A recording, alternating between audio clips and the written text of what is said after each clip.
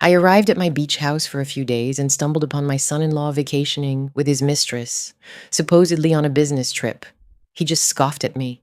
"Tell my wife if you want to. She's terrified of me." I nodded slowly and made a call. Not to my daughter, but to someone who was about to destroy him.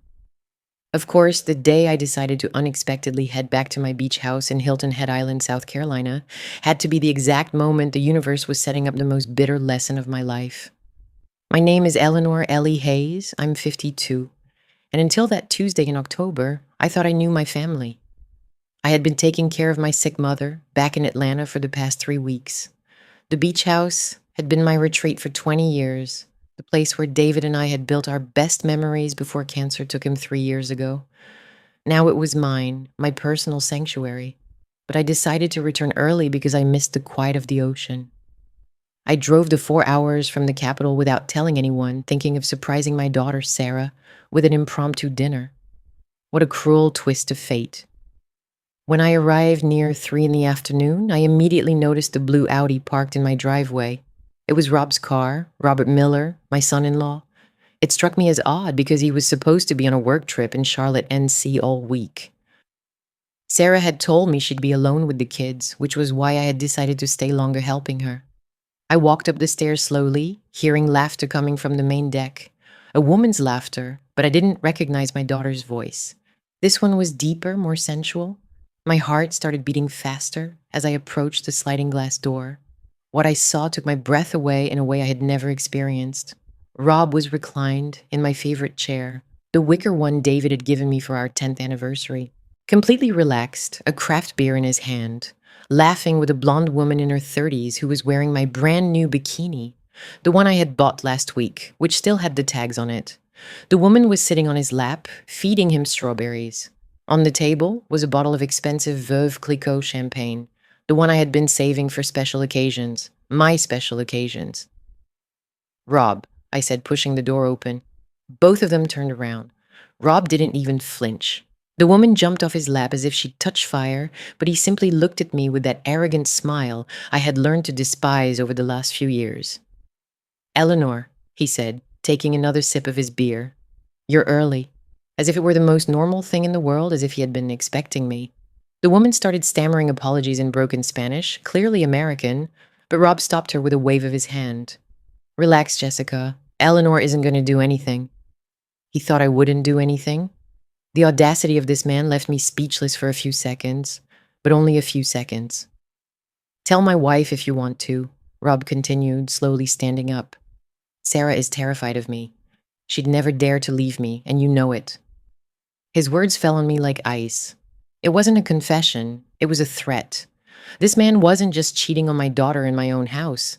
He was telling me she was too much of a coward to do anything about it. But Rob had fundamentally underestimated something about Eleanor Hayes. I wasn't my daughter. I nodded slowly, pulling out my phone. "You're right," I said with a calm that surprised even myself. "Sarah is afraid of you." Rob smiled, thinking he had won. But I'm not. I dialed a number I knew by heart, a number I hadn't used in 2 years, but that I would never forget. A familiar voice answered on the other end. "Eleanor, what a surprise. Everything okay?" "Hi, Andy. I need a favor." Rob froze when he heard the name. Andrew Vance. Of course, he knew him. All of South Carolina knew Andrew Vance, the state's most feared investigative journalist, the man who had exposed scandals that brought down politicians and major contractors, and also, coincidentally, my ex-boyfriend from college. "What favor are you talking about, Eleanor?" Andy asked with that voice I had heard so many times on TV. "I have a story that might interest you about irregularities in public contracts for the city of Charleston. Remember the phantom contractors case from last year?" Rob paled. Jessica remained standing like a statue, not understanding a thing. But Rob understood perfectly. He worked as the director of procurement for the city planning department. He had been one of the supervisors on those projects. "Eleanor, wait," Rob muttered, stepping closer with his hands out. "Don't do anything you might regret." I smiled sweetly at him while continuing to speak on the phone. "Yes, Andy, I have documents. A lot of documents." It was a lie, of course. I didn't have anything yet, but Rob didn't know that. "Are you in Hilton Head?" Andy asked. "I can be there in 3 hours." Perfect. I'll see you at the usual spot. I hung up and looked at Rob with the same calmness one observes the weather. Eleanor, I swear I can explain, he began. Explain what, Rob? That you're with this American woman in my house? Or that you just told me my daughter is afraid of you? Jessica finally spoke in broken Spanish. I think I should go. Don't go, honey, I said to her with a smile that didn't reach my eyes. The conversation is just beginning. Rob stepped closer. Eleanor, be reasonable. We're all adults here. You're right. I'm very much an adult. Adult enough to remember when you told me, after a few whiskeys at your brother's wedding, about those contracts you signed off on without reviewing the environmental permits. The lie came out so naturally I almost believed it myself. Rob had been drunk at that wedding, yes, but he had talked about football. But he didn't remember the details. He was too terrified to think clearly. That was years ago, he stammered. Corruption charges don't expire, Rob, especially when there's evidence of environmental damage. I headed toward the kitchen, pretending to look for something. In reality, I needed time to think. Rob followed me like a lapdog. What do you want, Eleanor? Money? I turned to him, feigning offense. You think this is about money? Then what? Respect, Rob. Respect for my daughter, for my house, for my family. The fool nodded vigorously. Yes, you're right. This was a terrible mistake. A mistake? Bringing your mistress to my house is a mistake? Telling me my daughter is afraid of you is a mistake? Jessica appeared at the kitchen door, already dressed. Rob, I'm leaving. This is really weird. No, Jessica, I said sweetly. Why don't you stay for dinner? I'm sure you have a lot to tell me about my son-in-law. The look of terror in Rob's eyes gave me a satisfaction I hadn't felt in years. My phone rang. It was a text from Andy. Leaving Atlanta now. Can you give me a heads up? I replied. Bring your best camera. Rob stared at my phone as if it were a bomb about to explode. Eleanor, please think about Sarah. Think about my kids. Now I was truly angry. Are you really going to talk to me about my grandchildren while your mistress is wearing my bikini? The situation was getting more interesting by the minute. Rob had gone from arrogance to panic in under 10 minutes, and Jessica looked like a tourist lost in a hurricane. But I was just getting started. Sit down, I told them, pointing to the living room sofa. We have a lot to talk about before my journalist friend arrives. Rob sat down as if he had thorns in his rear end. Jessica remained standing, clearly considering making a run for it. Jessica, right? I asked her. Where are you from? Houston, she muttered in Spanish, avoiding my gaze. And how did you meet Rob? Before she could answer, Rob interrupted. Eleanor, leave her out of this. She has nothing to do with it. Oh, how chivalrous, I laughed. The same gentleman who 5 minutes ago was bragging that my daughter's terrified of him. I walked over to the bar and poured myself a glass of bourbon. I needed it, and I also needed them to see that I was completely calm. Predators smell fear, but they also smell confidence. Jessica, I continued, Rob told you he was separated, right? She nodded nervously. He told you his wife was an hysterical mess who didn't understand him? Another nod. Did he tell you they were already in the process of divorcing but had to wait because of the children? This time, Jessica stayed silent, but her expression gave me the answer. Rob, I said, shaking my head. The same old lies. Don't you have any creativity? I sat down across from them, crossing my legs with all the elegance of a queen on her throne. Jessica, honey, let me tell you the truth about my son-in-law. Rob is happily married to my daughter, Sarah. They have 2 beautiful children, Liam, 8, and Emily, 5. They live in a house my daughter inherited from her grandmother, and Rob works for the city government. He also has a terrible weakness for American women, especially those he meets in Hilton Head hotels during his supposed business trips. Eleanor? Rob began. I haven't finished, I cut him off. How long have you two been seeing each other, Jessica? 3 months, she answered softly. 3 months? Wow, that's longer than he lasted with the last one. What was her name, Rob? Brittany? Ashley? The color completely disappeared from Rob's face. Has he done this before? Jessica asked, finally showing some courage. Oh, my dear girl, you're number 4, at least that I know of. Jessica turned to Rob with a fury that filled me with pride. You told me I was special. You said you'd never felt this way before. Jessica, can I explain? Explain what? That you're a liar? I got up to pour myself another bourbon. This was turning out better than I had expected. Rob, I said, returning to my seat. I think Jessica is starting to understand the kind of man you really are. My phone rang. It was Sarah. Mom, did you get there okay? Rob isn't answering his phone. I looked directly at Rob while answering. Yes, my love, I arrived perfectly. And don't worry about Rob, he's here with me. He's there with you?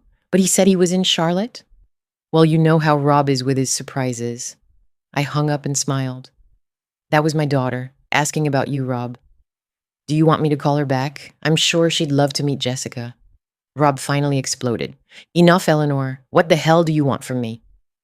Oh, now you speak with respect. How quickly you change when things get tough. My phone rang again. It was Andy. I'm arriving in Hilton Head. Should we meet at the coffee shop? Better come straight to the house, I told him, giving him the address. I want you to meet some friends. When I hung up, Rob was on his feet, pacing like a caged animal. Eleanor, this is getting out of control. No, Rob. For the first time in a long time, everything is perfectly under control. Exactly 20 minutes later, I heard a car engine at the entrance. Andrew Vance had arrived, and with him the real show was about to begin. Rob and Jessica were still on the sofa, but now they looked like two criminals awaiting sentencing. Well, technically one of them was a criminal, only he hadn't realized it yet.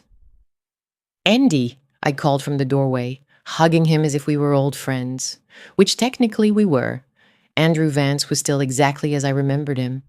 Tall, with perfectly groomed silver hair, and those gray eyes that seemed to see through lies. At 55, he exuded that confidence that only comes from having destroyed political careers before breakfast.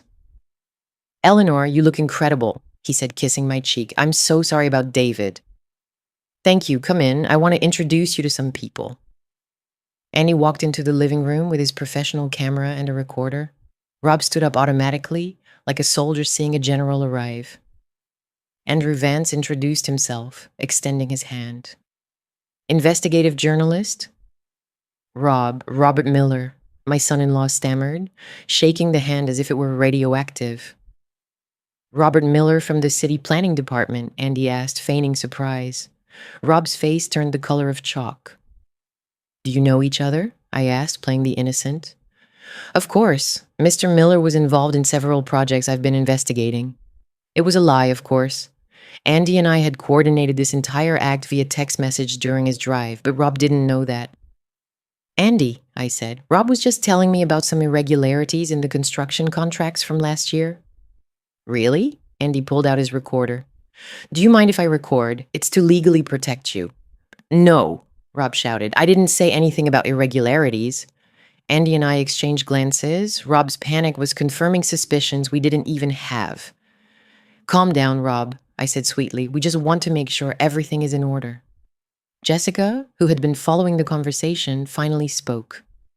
Rob, what's going on? Who is this man? He's a very famous journalist in South Carolina, I explained to her. He specializes in cases of government corruption. Jessica's eyes widened. Clearly, she hadn't signed up for this when she decided to get involved with a married American man. Andy continued, Jessica is American. Rob met her during one of his work trips. Work trips to Houston? Andy asked, pulling out a notebook. Actually, I met him here in Hilton Head, Jessica corrected, not realizing she had just gotten Rob into bigger trouble. Andy wrote something in his notebook. Interesting. Do you frequently have work meetings in Hilton Head, Mr. Miller? Rob looked like he was about to vomit. No, I mean, yes, occasionally. And are these meetings paid for by the state city? No. I got up and went to the kitchen for a glass of water. I needed to hide my smile. Rob was digging his own grave without any coercion. From the kitchen, I heard Andy continue. Do you authorize travel expenses for these trips? I have to go, Rob said suddenly. Jessica, let's go.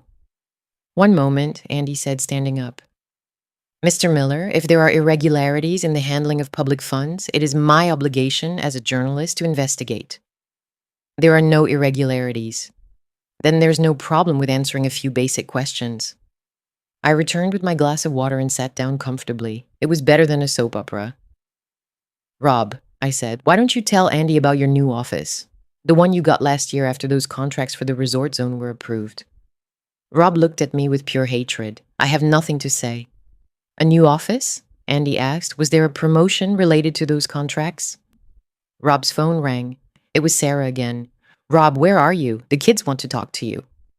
Rob looked at the phone as if it were a venomous snake. Aren't you going to answer? I asked. Your wife is going to worry. His what? Jessica yelled. And that's when everything exploded. Jessica shot to her feet when she realized she had just heard the word wife in Spanish. Her face went through several emotions in seconds: confusion, comprehension, horror, and finally a fury that reminded me of a Category 5 hurricane. Did you say wife? She screamed at Rob. Rob was trying to turn off his phone while Sarah kept calling. Jessica, can I explain? Explain what? That you have a wife who is calling you right now? Andy continued taking notes as if he were witnessing the confession of the century. Technically, he was. Jessica, I said, sit down. You need to hear this. I need to get out of here, she cried, looking for her purse. Are you going to run off without knowing the whole truth? I asked her. Without knowing exactly what kind of man you've been dating? That stopped her dead in her tracks. She turned to me with eyes full of tears of rage. What kind of man? The kind of man who uses government money to pay for luxury hotels where he meets American tourists, I said, inventing on the fly, but with such conviction that even I believed it. Andy looked up from his notebook. Are you suggesting that Mr. Miller uses public funds to finance his extramarital affairs? That's a lie, Rob shouted. Then how can you afford the Four Seasons? Jessica asked. You told me you were a successful businessman. I am. It's complicated. It's not complicated, I intervened. Rob, how much do you earn as a public servant? Rob stayed silent. Andy, according to public records, how much does a city planning procurement director in Charleston earn? Andy pretended to consult his phone. Approximately $85,000 annually. Jessica looked at him in horror. $85,000? You told me you earned 6 figures. In pesos, he does make 6 figures, I murmured. The situation was so absurd that I had to bite my tongue not to laugh. Rob had been showing off to Jessica, and now his entire facade was collapsing like a house of cards. The phone rang again. This time it was a number I didn't recognize. Eleanor Hayes, a male voice asked. Yes, who is this? Agent from the State Attorney General's Public Integrity Unit. We received an anonymous tip about irregularities in the handling of travel expenses at the City Planning Department. Do you know Robert Miller? My heart almost stopped. An anonymous tip? From whom? I looked at Andy, who gave me a discreet wink. The clever man had made some calls to his government contacts during his trip from Atlanta. Yes, I know him, I replied calmly. How can I help you? Is he available to answer a few questions? Rob looked like he was about to faint. Yes, he's right here with me at the moment. Could we speak with him? I handed the phone to Rob, who took it with trembling hands. Well, I couldn't hear the entire conversation, but by Rob's expression, it wasn't good news. Words like investigation, audit, and temporary suspension reached my ears. When he hung up, Rob sat in silence for several minutes. Trouble at work? I asked with false concern. They suspended me, he muttered. Internal investigation. Jessica looked at him as if she had never seen him before. So let me get this straight. You're married? You lied about your job? You lied about your money? And now you're suspended from work? It's not what it looks like. What it looks like, Jessica said, standing up, is that I've been dating a liar, a cheater, and a corrupt civil servant who's about to lose his job. She headed toward the door, but before leaving, she turned to me. Ma'am, I'm so sorry about all this. I had no idea he was married. I know, honey. It's not your fault. Yes, it is, she said, wiping away tears. I should have asked more questions. After Jessica left, the house fell silent. Only Andy, Rob, and I remained. Well, Andy said, closing his notebook, I think I have enough material for a very interesting story. Rob finally looked up. What do you want from me? For the first time all afternoon, I smiled genuinely. Now we're getting to the fun part. The silence after Rob's question was delicious. I had him exactly where I wanted him. Desperate, humiliated, and finally understanding that I wasn't the passive mother-in-law he had known for the past 8 years. What we want, I said, pouring myself another bourbon, It's very simple. Respect. Rob looked at me as if I had spoken Chinese. Respect? Exactly. Respect for my daughter, respect for my grandchildren, respect for my family. Andy settled into his chair, clearly enjoying the spectacle. Mr. Miller, my friend here has told me very interesting things about your family situation. It's none of your business, Rob muttered. Ah, but it is, I intervened. You see, Rob, when a public official uses state resources to finance his romantic adventures, it becomes a matter of public interest. I have never used state resources for anything. Andy raised an eyebrow. Then how do you explain the travel expenses for the last 6 months? 5 trips to Hilton Head, all justified as site supervision, but with no corresponding activity reports. Rob paled. How do you know that? I'm an investigative journalist, Mr. Miller. It's my job to know these things. It was a beautiful lie. Andy had made a few calls to his government contacts during the drive, but we didn't have real access to those documents. Yet.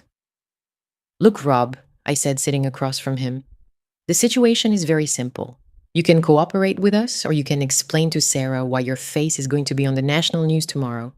What kind of cooperation? For starters, you're going to tell my daughter the truth. The truth? The whole truth. About Jessica, about the others, about how you've been spending the family money on your conquest? Rob squirmed in his seat. Eleanor, that's going to destroy my marriage. Your marriage is already destroyed, Rob. The only difference is whether it ends with an honest confession or a public scandal. My phone rang again. It was Sarah. Mom, I'm worried. Rob isn't answering me. And you didn't tell me what he was doing there with you. My love, can you come to the beach house? Bring the children. Now? It's almost 6 in the evening. Yes, now. It's important. Is everything okay? I looked directly at Rob. Everything is going to be okay, my love. I promise you. When I hung up, Rob was standing pacing nervously. Eleanor, you can't do this. Think about Liam and Emily. I am thinking about them. I'm thinking they deserve a father who isn't a liar. I'm a good father. Good fathers don't disrespect the mother of their children. Andy closed his notebook and stood up. Eleanor, I think I should leave. This seems like a family matter. No, I said quickly. Stay. Rob needs to understand that this isn't just a mother-in-law's tantrum. Rob turned to Andy. What do you gain from all this? I gain nothing, Mr. Miller. But government transparency does. There's nothing to be transparent about. Then you have nothing to worry about. The sound of a car arriving interrupted us. It was Sarah with the kids. Mom, we're here, she shouted from the entrance. Rob looked like he was going to throw up. Ready for the truth, Rob? I asked him. Eleanor, please. Or would you prefer that I tell my daughter what I found here this afternoon? Sarah's footsteps approached on the stairs. Mom, where are you? Rob, your car is here, but... She appeared in the living room doorway and stopped dead when she saw Andy. Who are you? She asked. Sarah, I said, standing up. This is Andrew Vance, an old friend, and Rob has something very important to tell you. Sarah looked at her husband, who was still standing like a statue. Rob, what's wrong? Sit down, my love, I told her. This is going to take a while. Sarah sat down slowly, her eyes moving between Rob, Andy, and me, clearly sensing that something terrible was about to happen. The children had run straight to the backyard, thank God. Mom, you're scaring me, Sarah said. What's going on? I looked at Rob, giving him one last chance to do the right thing. Rob, I said softly, it's your turn. He just stood there like a mannequin, sweating as if we were in the desert. Fine, I said, I'll do it. Eleanor, no, Rob shouted. Sarah, my love, I arrived at the house this afternoon and found your husband here with an American woman named Jessica. Sarah laughed nervously. A woman? What kind of woman? The kind of woman who was wearing my new bikini while feeding your husband strawberries on the deck. The color drained from Sarah's face. What are you saying? Your husband is having an affair, honey, and it's not the first. Sarah turned to Rob as if she had been slapped. Rob, is that true? Rob finally found his voice. Sarah, can I explain? Explain what? Sarah yelled, standing up. That you're with another woman in my mother's house? It's not what it looks like. It's not what it looks like. Then explain what it looks like, Rob. Explain why there's an American in a bikini giving you strawberries while I'm at home taking care of your children. Rob looked toward the door. clearly considering escaping. Don't you dare, I told him. Don't even think about running off now. Andy cleared his throat. Excuse me for interrupting, but there's something else that Mrs. Miller should know. Sarah turned to him, tears starting to fall. Something else. Your husband is being investigated for misuse of public funds. The trips he takes to Hilton Head, supposedly for work, lack proper documentation, and he was suspended from his job this afternoon. Sarah stumbled as if she had been hit again. Suspended? Temporarily, Rob muttered.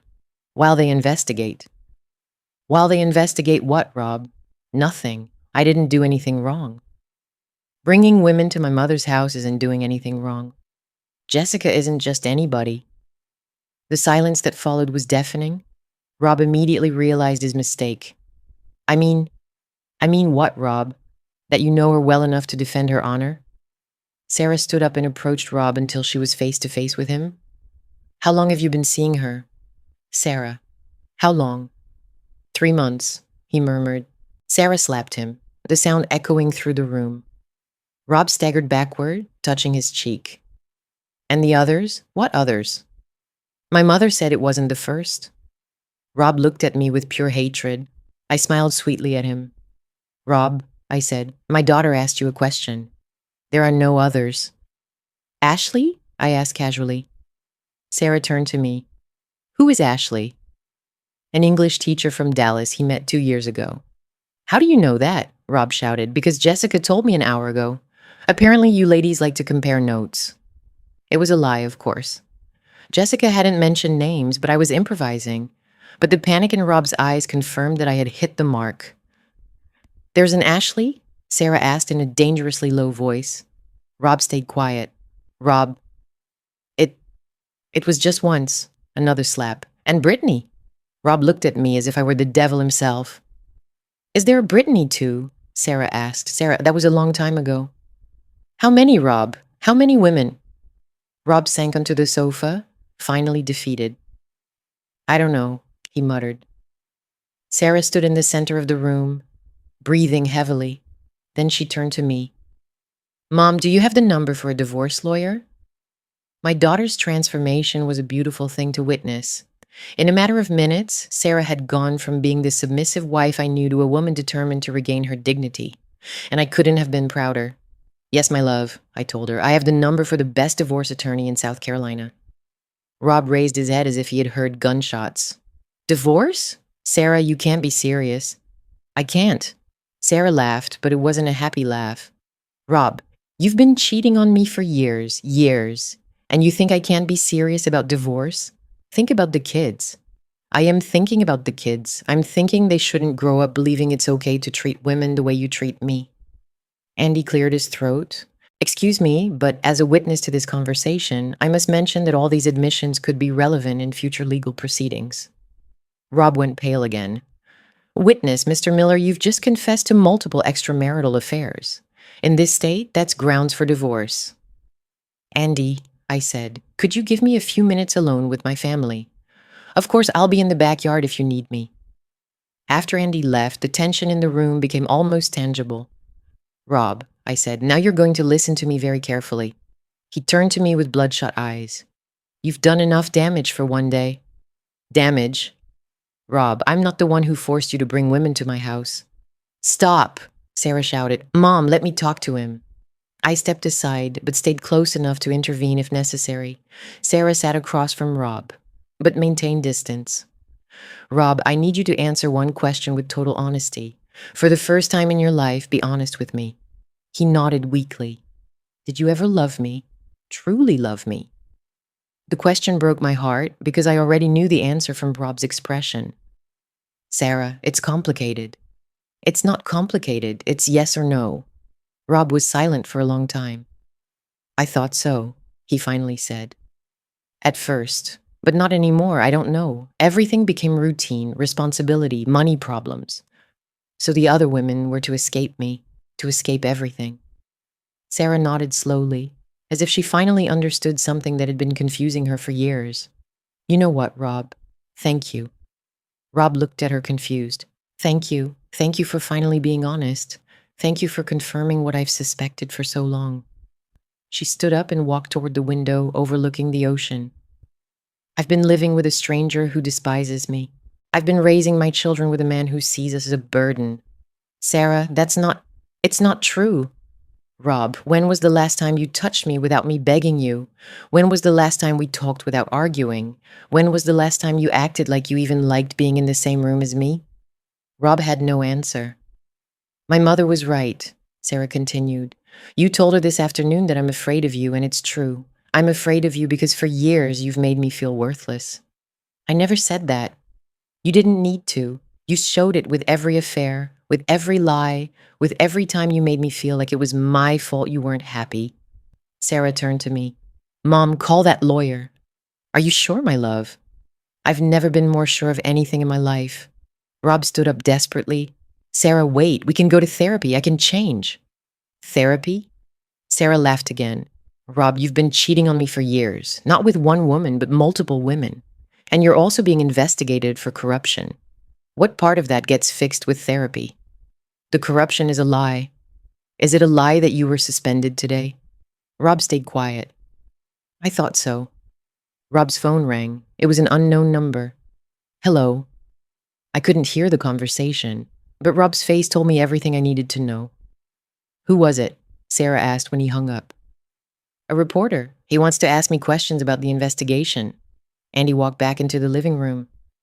Ah, the other media outlets have arrived? Other media? Rob asked in horror. Mr. Miller, when a public official is suspended for corruption, that's news. Rob turned to me with an expression of pure hatred. This is your fault. No, Rob, I said calmly, this is yours. The next 3 weeks were like an emotional roller coaster, but for the first time in years I was in control. I had decided that revenge is not served cold, it is served strategically.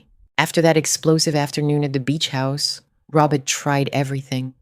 Pleas, threats, empty promises of change, and he had even gone to the extreme of sending his mother to beg me not to destroy the family.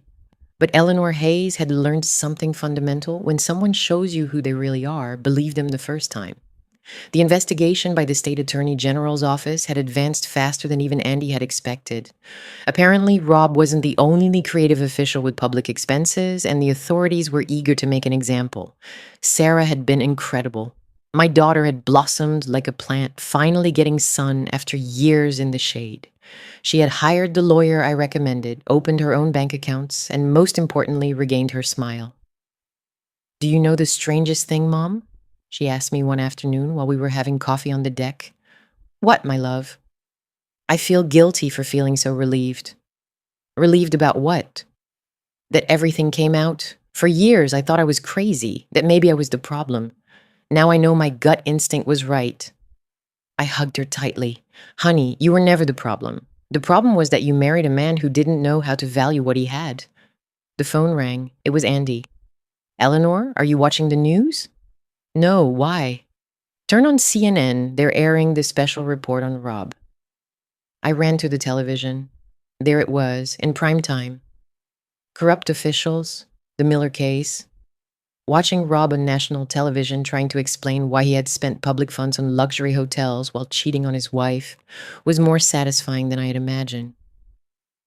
Mr. Miller, the reporter said, used over $200,000 in unauthorized expenses over the past 2 years, including hotels, restaurants, and gifts for multiple women he met during his supposed business trips. The interview showed Rob sweating under the lights, stammering pathetic excuses as the evidence piled up against him. But the part I liked the most was when the reporter said, according to sources close to the case, it was the official's mother-in-law who discovered the irregularities and alerted authorities. My phone didn't stop ringing that night. Friends, neighbors, even people I hadn't seen in years all wanted to congratulate me for doing the right thing. But the call that most moved me was from an unknown woman. Mrs. Hayes, is this Patricia Morales? I saw your story on the news. How can I help you? My son-in-law is also a public official, and I've suspected for months that he's doing something similar. After seeing your courage to act, I want to do something too. And that's when I realized that what had started as defending my daughter had become something much bigger. There were other women, other mothers-in-law, other mothers who had been silent to keep the peace. Patricia, I told her, I'm going to give you Andrew Vance's number. Tell him everything. Over the next few weeks, Andy received 5 more complaints of similar situations. Apparently, Rob wasn't as original as he thought. The day of the trial was spectacular. Rob arrived at the courthouse a defeated man, flanked by his public defender. The money for private lawyers had run out when he was suspended. Sarah and I sat in the front row, dressed like successful executives. I wanted Rob to see exactly who the women he had underestimated were. When the judge read the sentence, 3 years in federal prison and full restitution of the embezzled funds, Rob turned to us. His eyes sought mine. And for a moment, I saw the man who I had once thought might be a good husband for my daughter. But that man had chosen to become something different. "Are you happy now?" he yelled at me as the guards led him away. I stood up slowly, with all the dignity I had regained during these months. "Rob," I told him with a smile that was pure satisfaction, "I haven't been this happy in years." 6 months after the trial, I was sitting on the deck of my beach house, watching Liam and Emily play in the sand. Sarah was by my side, radiant in her new job as director of human resources at a boutique hotel in Charleston. "Do you know the strangest thing, Mom?" she said, taking my hand. "What, my love?" "My whole life, I thought I needed a man to be happy, and it turns out I just needed to get rid of the wrong man." Andy approached with 3 cold beers, smiling that smile that had made me fall in love with him in college and that apparently still had the same effect 30 years later. "Are the ladies ready to celebrate?" he asked. "Celebrate what?" Sarah asked. "Rob was transferred to a maximum security prison today. His appeal was rejected." Sarah and I exchanged glances. "Maximum security?" she asked. Apparently, the other inmates aren't too fond of knowing he's there for stealing money meant for public works projects. Prisoners have their own codes of honor. I raised my beer toward the ocean. "To justice," I toasted. "To freedom," Sarah added. "To women who aren't afraid of the men who underestimate them," Andy concluded. And as the sun set over the Carolina coast, I knew that Eleanor Hayes had won the most important war of her life, the war for her family's dignity. My phone rang. It was a text message from an unknown number. "Mrs. Hayes, this is Jessica, the American. I saw the news. I just wanted to say thank you for opening my eyes. Rob lied to me about everything." "I hope you and your daughter are well," I replied. "We're better than ever, honey. I hope you are too." Another story was ending. Another woman freed from Robert Miller's lies. Sarah noticed my smile. "Good news?" "The best," I told her. "Another woman who discovered she's worth much more than Rob made her believe." That night, as we dined on the deck under the stars, I received a call I wasn't expecting. It was from a television producer. "Mrs. Hayes, we want to make a documentary about your case. Your story has inspired many women to report similar situations." "I'm not interested in being famous," I told her. "It's not about fame.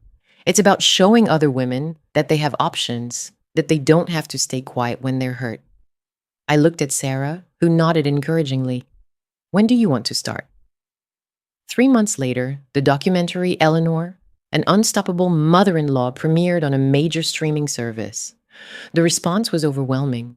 Hundreds of women wrote to me telling their own stories, asking for advice, thanking me for showing that age is not a barrier to defending yourself. But the message that touched me the most was from a 70-year-old woman in Phoenix. "Mrs. Eleanor, my granddaughter showed me your story. I've been married to a man who has humiliated me all my life for 40 years. I thought it was too late to change.